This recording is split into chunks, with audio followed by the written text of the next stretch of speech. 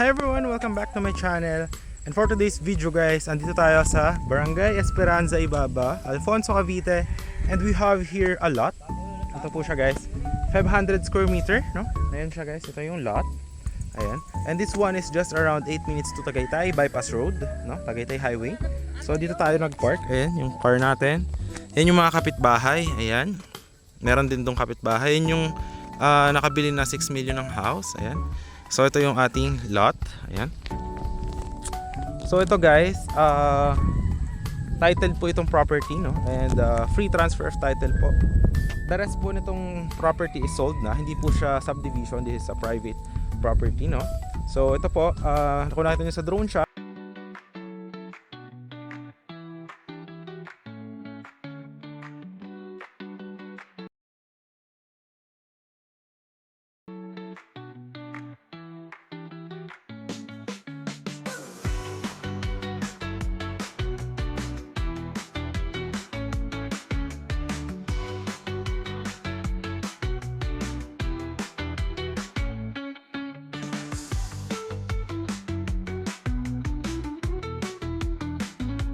andyan lang yung access.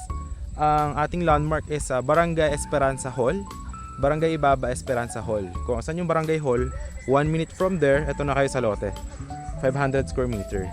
So nakita nyo may mga kapitbahay na rin. Ituro ko hanggang saan yung location nun.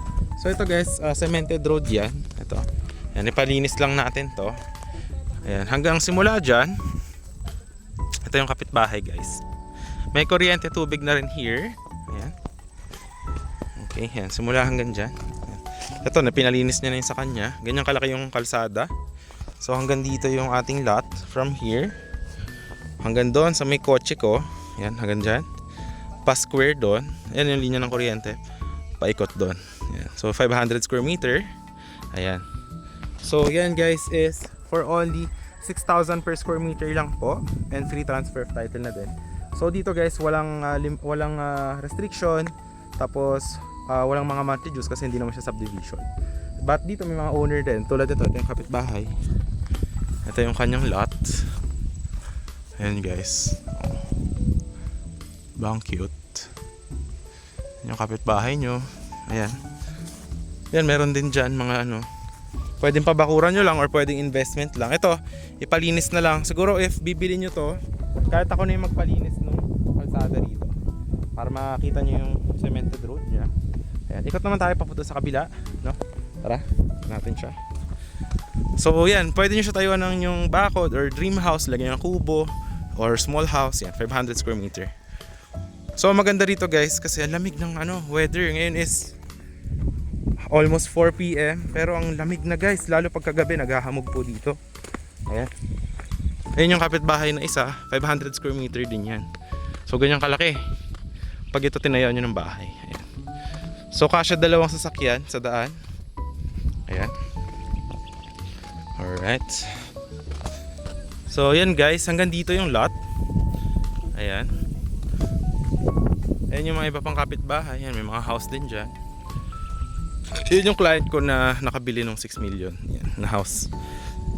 Ito, pero yung 200 square meter lang. Ito 500. Corner lot siya. So ang laki ng frontage niya, no? Ayan, hanggang dito sa kabila. Ayan guys, alamig na, oh. Promise, as in. So ayan siya guys. Ito yung 500 square meter. Ayan. So up to here. Ayan. Pag ganyan siya. So yun, if you are looking for a property guys na malamig for retirement, for only 6,000 per square meter, libre na po yung transfer title for this one. So this is cash basis only kasi this one is title siya tapos ito transfer na lang sa name nyo. Alright, so yun guys, if you are interested, nakita naman yung drone shot, ang lapit niya lang.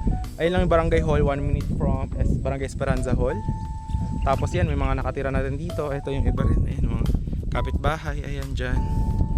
Tapos dito, ayan, makita nyo rin yung mga ginawa ng ibang clients. Ito 250 square meter lang to.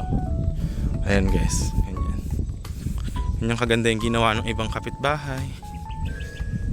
Iba ganyan, bakod lang ng ganun, simple lang. Ayan. Alright. Tapos ganyan kalaki yung kalsada. So yun guys, if you are looking for a retirement na hindi nasa subdivision but buhay probinsya and you are just 8 minutes from Tagaytay, I highly advise this one. So yun, nandiyan naman yung Viber, WhatsApp ko if you're interested. Message mo lang ako and I hope ma-assist ko kayo sa inyong dream property which is this one. So yun lang guys, maraming salamat sa panonood. I hope to see you in the next vlogs and see you soon. Bye bye!